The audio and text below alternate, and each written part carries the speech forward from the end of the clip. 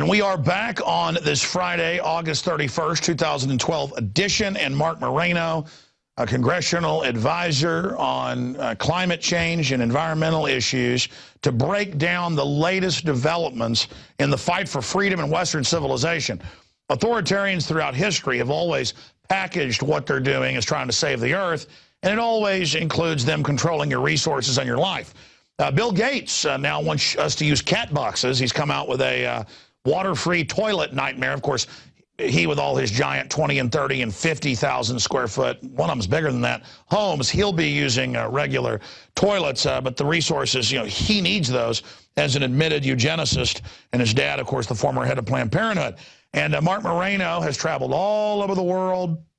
He's traveled to Durban, South Africa. He just got back from Rio de Janeiro with their big UN event. They're losing everywhere. And so the Washington Post publication has said, oh my gosh, they're waking up to our Agenda 21. What will we do? The New York Times, they're panicking. And just today, I was talking to my reporters about cases outside Austin where activists are saying, we don't want to be under this zoning. We don't want to have, Obama's carbon tax stuff implemented. We don't want our power plant shut down. They're having lawyers send them letters threatening to sue them for saying that the UN is involved. I mean, this is scary. Threats of suits, slap suits. We're going to be talking about that. Suits being filed. I mean, they do not want us to warn people about what's happening because the word is getting out, and they've hit the panic button. So the last time he was on a month or so ago from South America covering this, I said, how are they going to come at us? And he talked about some of the new tactics. So they want to deindustrialize us, and then they control who can operate, who can live. I covered this a few weeks ago. It's going to be my first question for Marc Morano of ClimateDepot.com. And that's this. Here in Austin, they're implementing Agenda 21 just like San Francisco. Can't get Congress to do it. They're doing an end run, as Schwarzenegger said 3 years ago in Copenhagen. He's the guy carrying the ball. They've shut down 2 of our power plants. This is in the news. Power prices have doubled. City-owned. Now they're shutting down the other big one the city owns. Modern, great system. Getting rid of it. And they admit it will increase prices for the select groups that get the Obama waivers. I mean, there's more than one way to rob a bank, folks. This is where it's happening. It's artificial scarcity, just like Enron got caught doing. And I'm living under it. I'm living under it where they're saying, now when you buy a house in Austin, they've got to come do a city audit and harass you and all this stuff. I mean, it's hellish to live under these parasites. Marc Morano, thank God for what you're doing, but things are getting dark. Because we're winning, the empire striking back, people should go to ClimateDepot.com. They should click on your sponsors.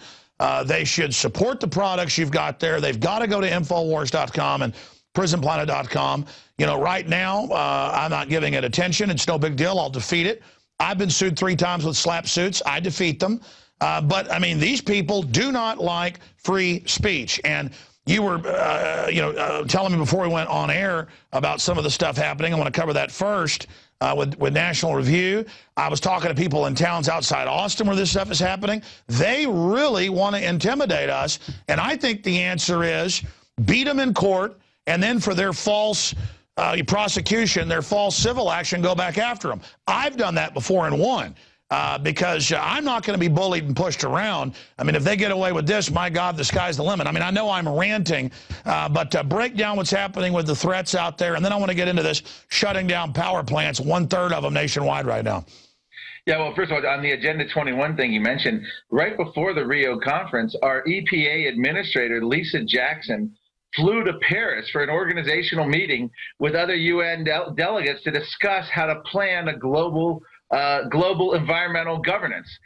So we have the head of the EPA who actively shutting down coal plants, deeply steeped in the Agenda 21 process with the United Nations and Sustainable Development. It's a very, very scary development because the EPA, of course, is an unelected, unregulated, unaudited agency that can pretty much run roughshod over whatever they want to do, which is why the Obama administration is now enforcing global warming laws through the EPA because they couldn't get it through Congress and they couldn't get a UN treaty out of it. So, and what's happened there, and you've touched on that too, Alex, there's a you could call it a thin skin, but that's a very superficial way of looking at it. There's a strategy here to not only shut down debate, but to intimidate anyone who's a critic of the UN process and of the alleged consensus view of man-made global warming and modern environmentalism.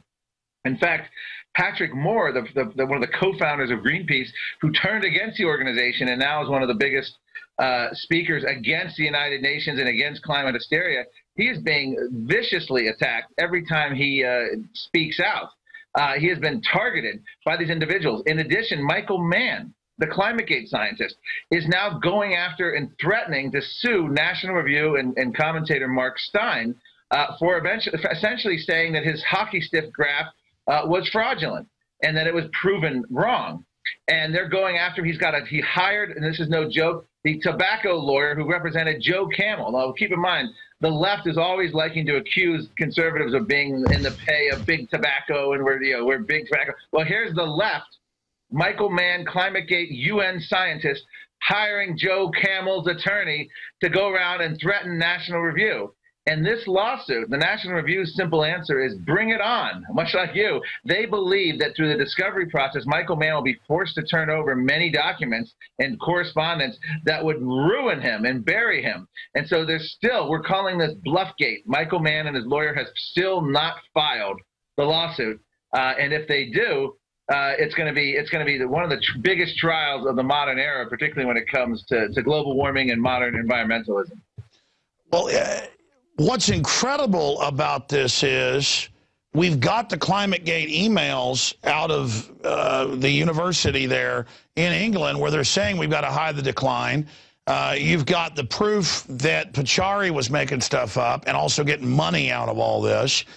You've got the fact that openly Obama's giving waivers to GE and others to shut down their competition. I mean, this is really becoming transparent to people. And now we see these moves to engage in authoritarianism to try to shut people down. It's very, very frustrating. I mean, there was that female professor, I forget her name now, who was saying that Obama, just ignore what people want. You've got other professors in the London Guardian saying, hey, let's have green fascism. We barely criticized her, you and I. What's her name, guys? And yeah, Norgard. She had our video shut down on YouTube. I filed a bunch of stuff and got it back up, but now YouTube doesn't even let you file. They just say, well, we found it's bad. And all we did was show her writings, and then she took them down, and then we found other sites at another university where she said even more stuff. I mean, I can't even show you what she wrote publicly. I mean, it's just insane. The fact is they cannot debate us. No, they can't. In fact, let's go with Michael Mann, by the way. The lawyer's name is John B. Williams of Cozen O'Connor, and this is the law firm that represented Joe Campbell in the tobacco lawsuits. Now, what's interesting is another skeptical scientist, Timothy Ball in Canada, was recently sued as well. And as long as I believe it was the Canadian Free Press was threatened a lawsuit for publishing articles skeptical of global warming. And here's the thing. On Michael Mann's case, I did a huge, long, detailed, probably thousands of words, I don't know, 5,000-word rebuttal to Michael Mann's claims. Michael Mann's, one of his key claims to being essentially clean ethically is that Penn State University did an investigation by him, on him, and cleared him. By the same man, Spurrier, who did an investigation on Sandusky and cleared him years earlier. And so there's no connection between Mann and Sandusky, except that the same university cleared them. And this was an investigation that was called hard to come up with a bigger mockery or anything that could be seen as more transparent, more a mockery than any investigation. I mean, this was the university investigating itself, didn't ask any of the right people, didn't ask any of the right questions. But Michael Mann will go around and tout this as some kind of proof that he had been cleared. Keep in mind, one of Michael Mann's own UN IPCC, the climate panel of the United Nations scientists, a man named Edward Zurita, has called for Michael Mann to be banned from the UN climate process based on his view that Michael Mann doesn't have the ethics to continue there. So Michael Mann's own colleagues don't want anything to do with it. And we also have the email evidence that when Phil Jones asked Michael Mann to delete emails and tell other people to delete emails, Michael Mann, basically, if you look at the emails, it's very clear that he passed on that request and may have deleted the emails himself. So here we have him essentially obstructing the Freedom of Information Act process. Michael Mann is heavily involved in that if you look at the email. So it's one of those things where Michael Mann is huffing and puffing. He has still not filed suit, but it does have a chilling effect, and this is what they're hoping. They bring in the big expensive lawyers. They go after the big names and some of the little names, and the idea is they're making everyone think twice. It's an atmosphere of intimidation. But that's going to backfire. You put this stuff on in front of a jury, and then you're going to be facing, just like has happened to a lot of other groups, you're going to be facing the attorney's fees and damages. I mean, the courts aren't perfect, but I found the courts do not like lawsuits trying to shut down free speech, especially of public figures. Now, you know, if it's some little old lady and you say something about her, you're in trouble. But when somebody's a public figure and you've got all these emails out there, well, I mean, let's break down just briefly, and then I want to get to other news. Let's break down briefly the problem with the hockey stick. I mean, it's like Al Gore saying polar bears can't swim, or Al Gore saying that carbon dioxide goes up and then heat goes up, but all the universities do the ice cores, it's the opposite. I mean, they've just got a problem here. I mean, everyone I know, including the Democrats, knows that Al Gore is a piece of garbage joke. I mean, Al Gore is a absolute fraud, and I'll say it. He didn't invent the internet. I mean, I just can't believe what a joke this guy is.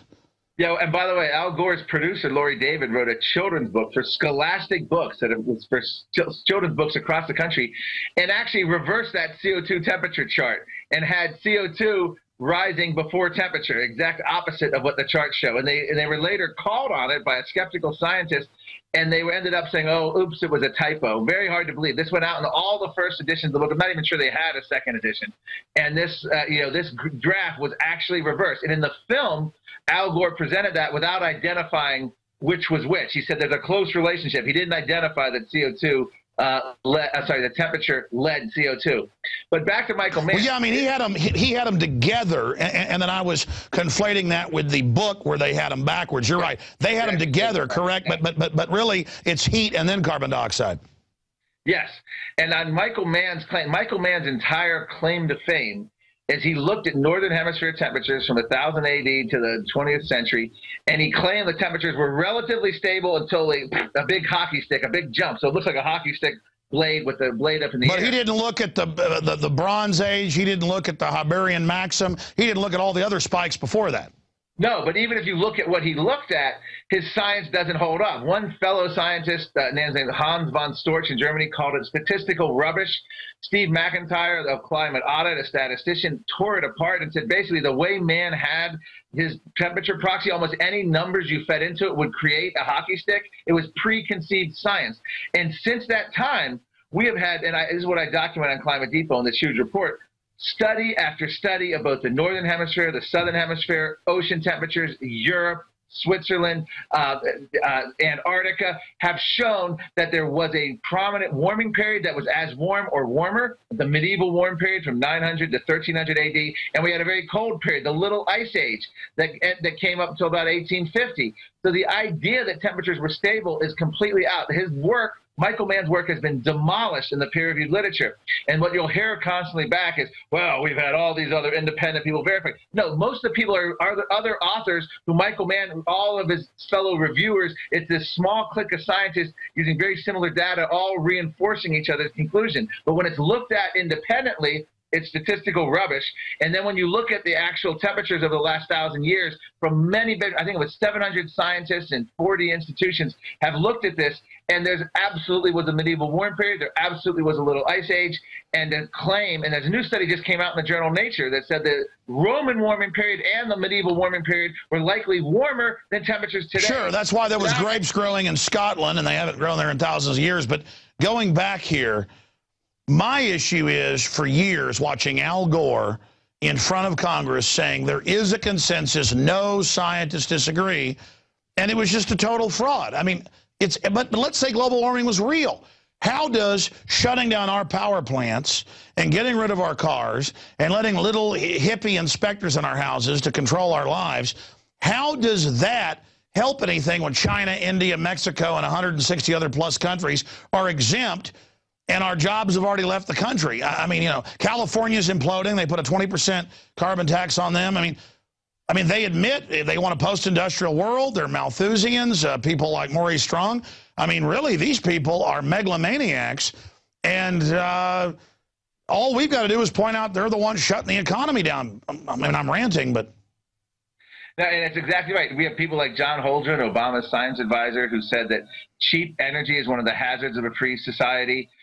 We have people like Secretary Chu, who actually thinks that we can we'll know the energy mix of the world 100 years from now. He's basically a killer, and he's claiming, they all claim, people like Barbara Boxer claim that acts of Congress in the United Nations can control the weather. We had President Obama in 2008, after the night of his election, I believe, came out and said his will be the administration that slows the rise of the oceans and heals the planet. They actually believe that we can control sea level, that we can control floods, droughts, hurricanes. This is now akin to medieval witchcraft. They actually talk about this openly. Even people like Senator Lieberman thinks Congress needs to address extreme weather, which is showing no trends. And if anything, the trends are declining, whether you're talking about hurricanes. Well, that's my next point, is that they blame... I mean, obviously, there's thousands of different climates and microclimates on the planet. There's always extreme weather somewhere. And they've also, these groups have been caught putting the thermometers on the tarmac or manipulating buoy data. I mean, it's a cornucopia of, shenanigans that are happening here. But what about hearing this is the hottest summer on record? I remember growing up hearing about crops getting parched. I remember growing up in two-a-days in football when it was 116 degrees. They had to cancel them in Dallas. I haven't been seeing 116 days. I mean, they'll call, we've had 30 days of 100 degrees. When I was a kid, it'd be 30 days of 107. I mean, but what does giving Al Gore all my money do, even if, and of course, the UN voted and said the sun isn't what's doing it, too, so... Yeah, the UN's not chartered to look at anything. They look at CO2 and they try to exclude natural causes. That's what they do. But in terms of this hottest July on record, this tells you the complete vapidity, how vapid this entire global warming movement is. They're desperate. And what they've reduced this to is they basically said many bad things will happen with global warming. And now they've set about finding bad things that will happen. This is akin to literally going to a palm reader or a fortune teller and they say bad things. Well, guess what? Anything in your life, there's always going to be bad things that happen. You're going to now say, aha, they were right. So there's record keeping like we've never had before. We can detect tornadoes and hurricanes like we've never been able to before with Doppler radar, with satellites. We can detect all this stuff so we can have much higher reporting of events. And now anything bad that happens, they say, ha, we predicted it. No, here's the bottom line with July being the hottest temperature.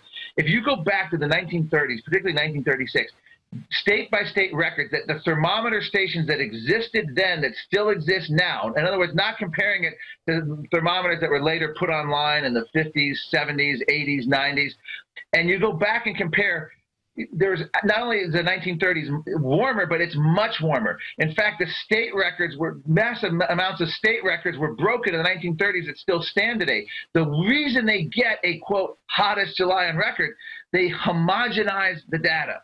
They start adding their formula. They start putting in different adjustments that make the average warmer. But if you go back and look at the actual numbers by the stations that were in existence then and now, it is no contest. We've had scientists come out now and trying to explain this, but it's all politics. They're claiming something. And here's the most absurd part of all. The United States, the continental U.S. is all they were talking about. 1.6% of the Earth's surface, and they're trying to draw global trends from that. At the same time, July was having that, the state of Alaska was having record cold. They're calling it the year without a summer. And I don't know the exact comparison. Alaska might be about 2/3 the size of the continental U.S.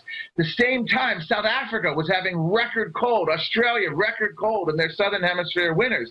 They weren't saying, well, let's look at that and say, well, that could be an extrapolation of global cooling. It made just as much sense. They pulled out 1.6% of the Earth's surface with data that had been monkeyed around with adjustments on the homogenized to their averages, and they tried to claim it was the hottest July on record. Well, let's expand on that, though. I mean, they do this every summer, saying it's the end of the world. Al Gore comes crawling out of whatever massage parlor he's in and pushes all this stuff. But, I mean, I've seen them say the polar bears are dying. We've got to list them as endangered.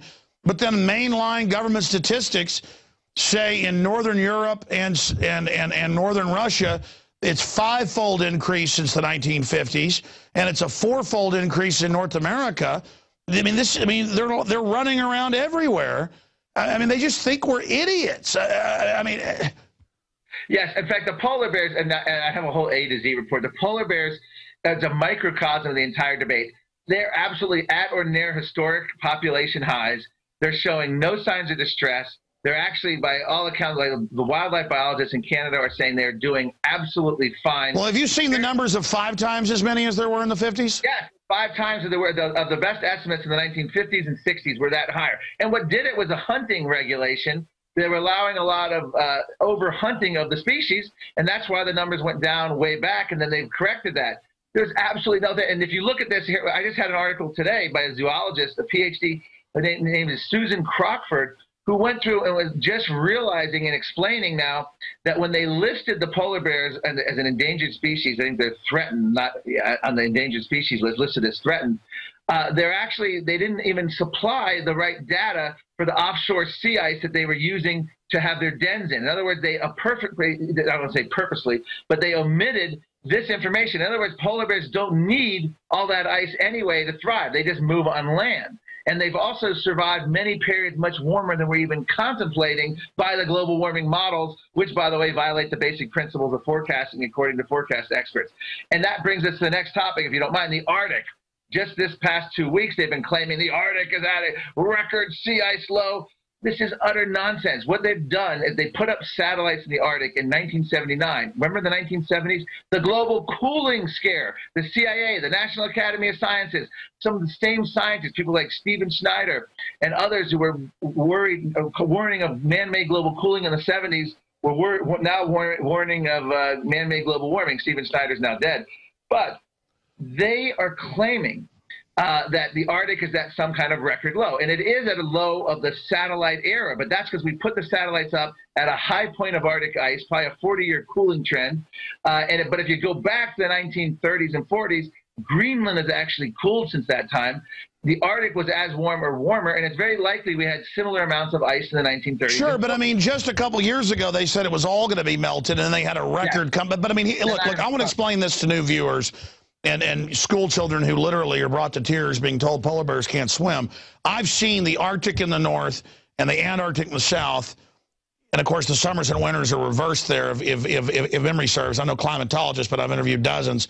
And I've seen them show a 10-year composite a few years ago. I know you've probably seen this, where it shows the Arctic and Antarctic in their summer and winters. And that's why you have to have icebreakers come in, you know, in the spring and summer to open up the summer and winter passages. Yeah. But I mean, what happens is to show people on TV, if they'll put the camera up here for just a moment, is that, you know, in the summer it shrinks, in the winter it expands.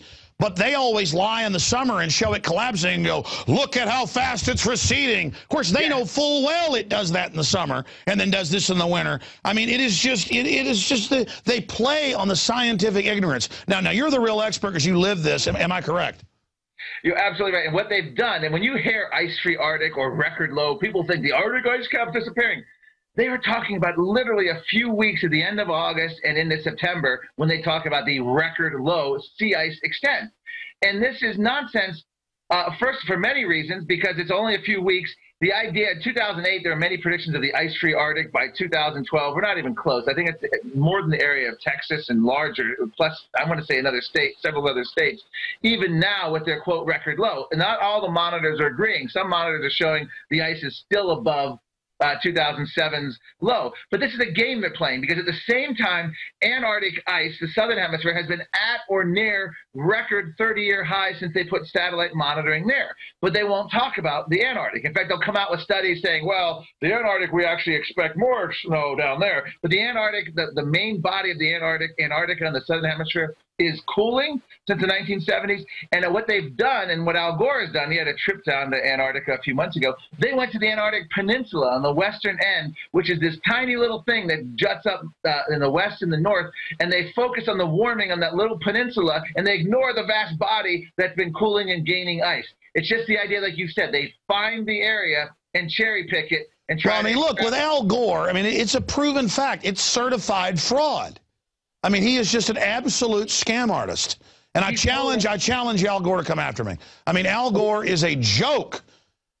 He has totally lost effectiveness because he's a partisan political figure, and trying to put this on a face like this, people. And in fact, he actually was a global warming activist who actually had a very good analysis.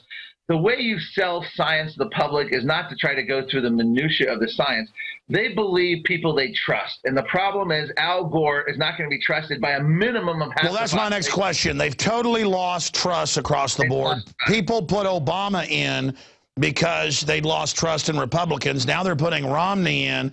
Just desperately change, but they don't understand the same power structure. The reason Obama and Romney are so close together is because they represent pretty much the same special monopoly interest across the board. I want your take on that, if you agree or disagree, and what you expect out of Romney.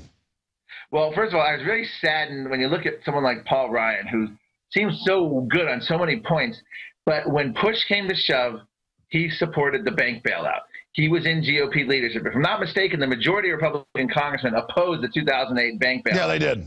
But Paul Ryan supported it because he was in Republican leadership. To me, that says when push comes to shove, Paul Ryan supports the establishment and the status quo. And that, to me, is such a I work for Senator Inhofe, and he called it the most egregious vote in the history of the Senate.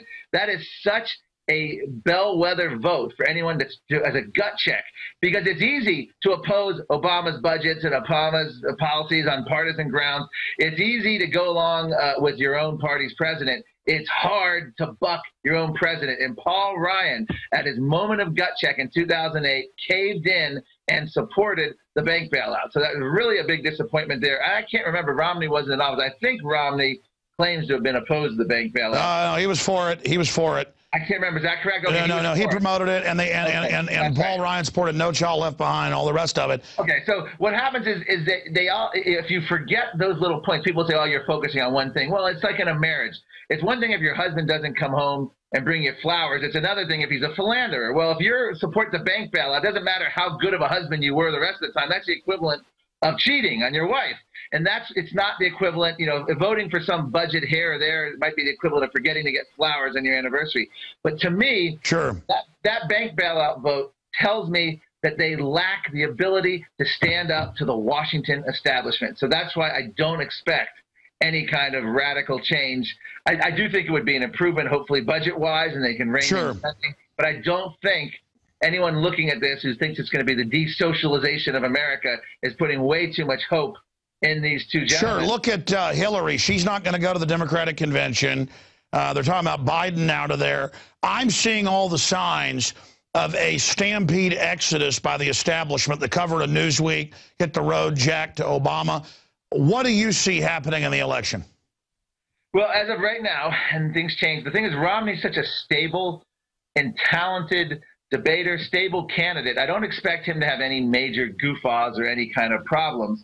So given that, I would say that Romney is going to pretty much win this, not easily, but win it by a few points, and he'll get some of the key swing states, maybe Virginia, Wisconsin, Florida. I just don't see Obama carrying like he did. Obama, literally the floor has been ripped out beneath him. He doesn't have that aura anymore of hope and change to that swing voter who's just all enamored with him, the first black president, the whole aura that surrounded him. So I don't think he can win with that.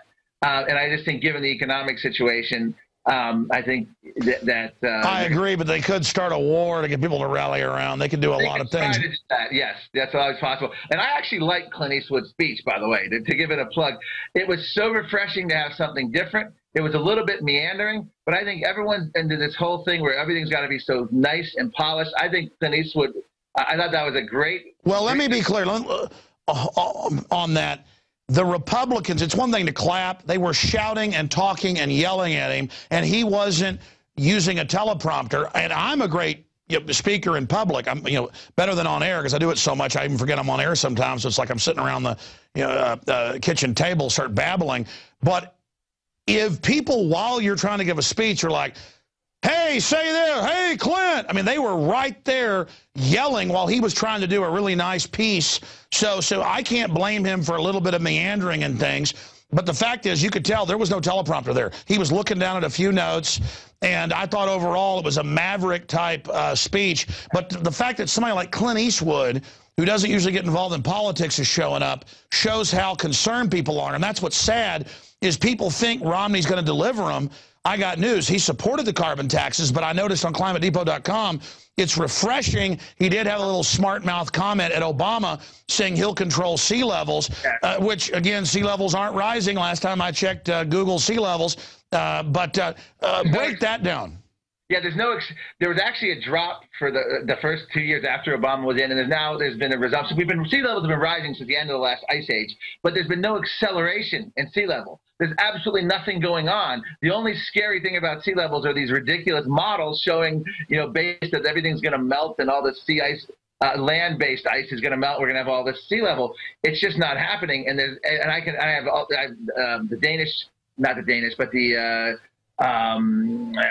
the European Space Agency has been monitoring sea level, not showing this, and also other European-based agencies are looking at this, and the NASA satellites, of course, show the drops. There's nothing going on in sea level that's alarming. But what's interesting is the left's reaction to this. They said Romney was mocking, global warming. Well, first of all, if you look at the actual real estate development on the coast, people like Al Gore, by the way, isn't too far from the coastline, and many others who profess to be global warmers, they don't seem to be worried about their property. If people are so worried, wouldn't property values be dropping on the coastline? Well, I mean, some islands and sandbars are getting bigger, others are getting smaller. That's always a process of change, but I do see it as a major victory that Romney's been forced to go from pushing global warming carbon taxes, which I know Bain would love, to get a little piece of the action on derivative-wise, to now making jokes about it. So in closing, what do you expect them to do outside of slap suits, threats, shutting down videos, trying to burn digital books? Outside of that call for authoritarianism, I think that's going to be the nail in their coffin now. This authoritarian attack, I think, is really going to turn the public from not liking them to really hating them. Do you agree with that, Marc Morano? Or B, what are the other attacks? I think it backfires, but I will say this. Right now, the global warming movement is having a bit of a renaissance, and here's what I mean. They've been taking a beating for years, and now they have the Arctic ice, which again is a 30-year low based on satellite data, and they're now claiming, well, we have other measurements which show that this is unprecedented over 100 years, and we have scientists like Tim Ball, the Canadian in Canada, who study this, and all these, they're now claiming they have great records going back 100 years. It's not the case at all. These are piecemeal. They had old ship records. But the bottom line is nothing unprecedented in the Arctic, but they're using that. They're using a guy named Richard Muller, a Berkeley scientist who never was a skeptic, is now claiming he was a skeptic, a converted skeptic. They're ignoring people like James Lovelock in the UK and German scientists who reversed themselves this year, from global warming believers to skeptics. But they're using... They're using this stuff, and they have a weak candidate in Romney. I fully expect if a debate global warming comes up, Romney is going to back down on the science and not challenge it. And well, yeah, there's so much money on this. In fact, you just said something key. I'm seeing this across the board now. They will have people who were never skeptics on any issue claim, oh, I woke up, I recant. Yeah, it's almost like when the church would torture somebody to say they were a witch or something. That's the new proof of it. That's their new PR stunt, I've been noticing.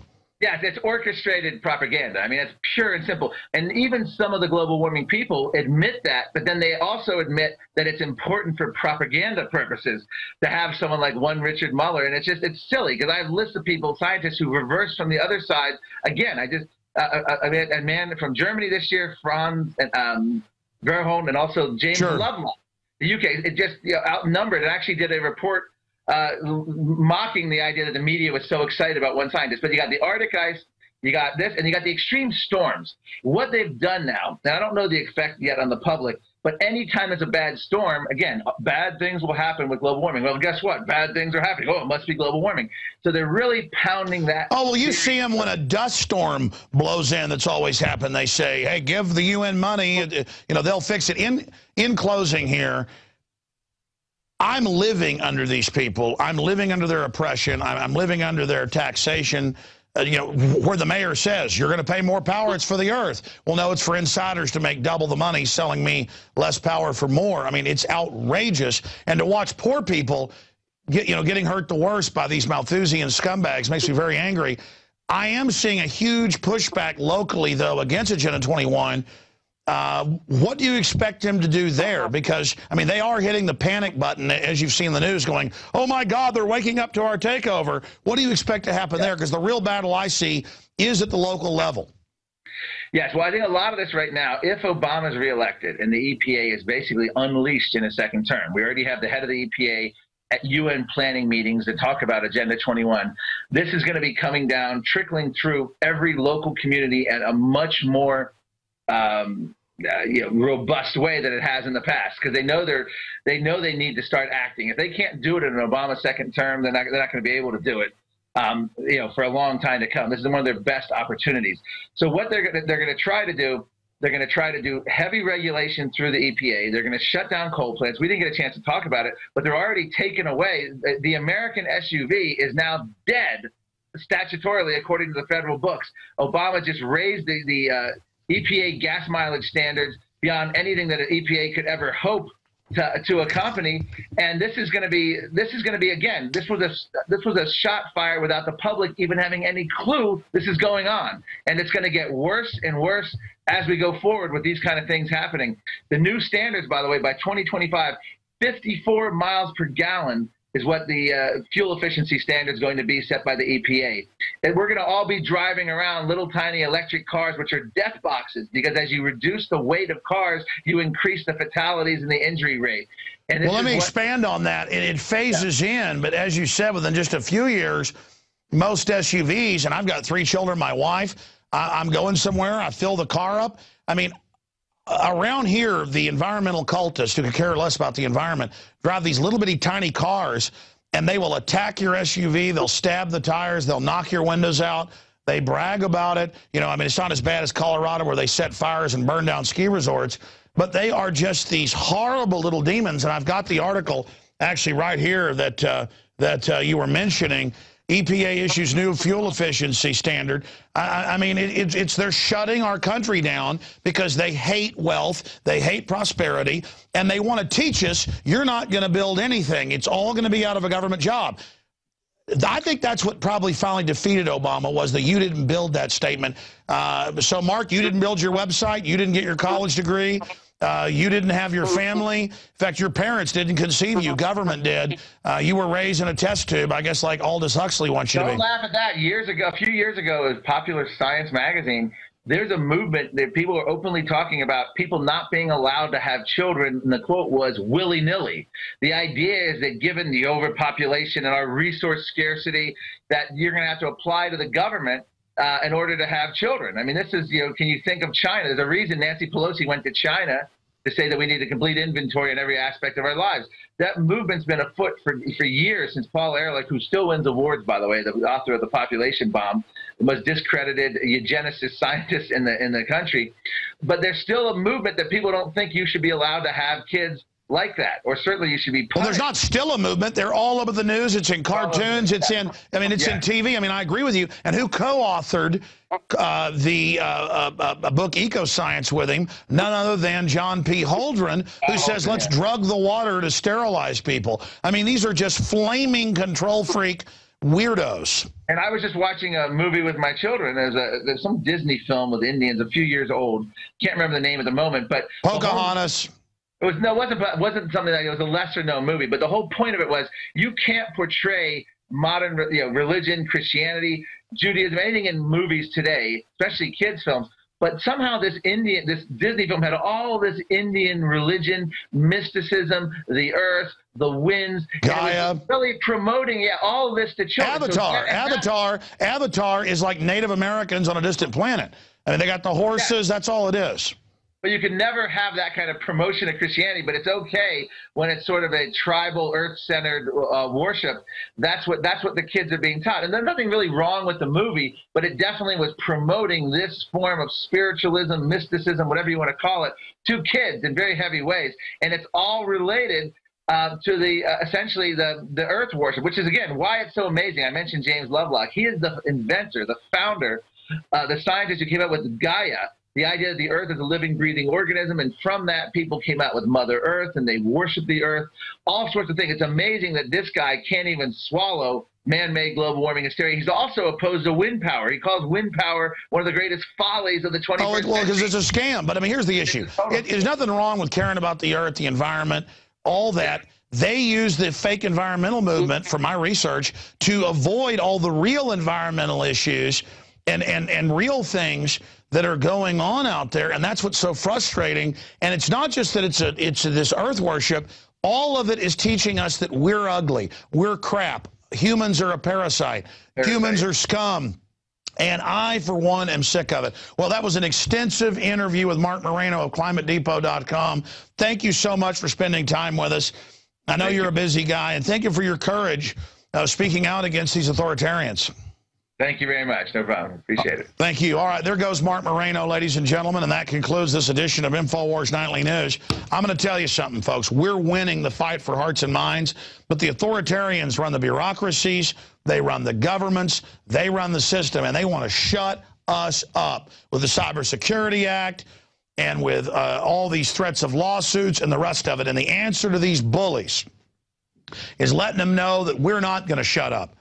We don't just believe what we're saying is true. We do the research, and we try to put out the most accurate info. Does that mean we've got everything right? No. But we know damn well that Al Gore has been deceiving people that polar bears can't swim. We know that paying him carbon taxes while shipping the jobs to China, where they have no carbon restrictions, is not helping us. All right, this is out of control. This is wrong. This is authoritarianism, and we are in danger. So be sure and support ClimateDepot.com and their sponsors, Infowars.com, PrisonPlanet.com. Buy our books, videos, Pro Pure water filters discounted. If you're watching this on YouTube or other places, get a 15-day free trial or get a $5.95 a month membership at PrisonPlanet.tv. You get 6 memberships for the price of 1. All of this is so important that you financially support those of us going head up against these tyrants. Okay? PrisonPlanet.tv. Lord willing, if they don't shut us down, we'll see you back here on Monday night and on the radio 4 to 6 Sunday, and, of course, the weekday show. God bless you all of you that care about liberty. Let's stand together against these tyrants.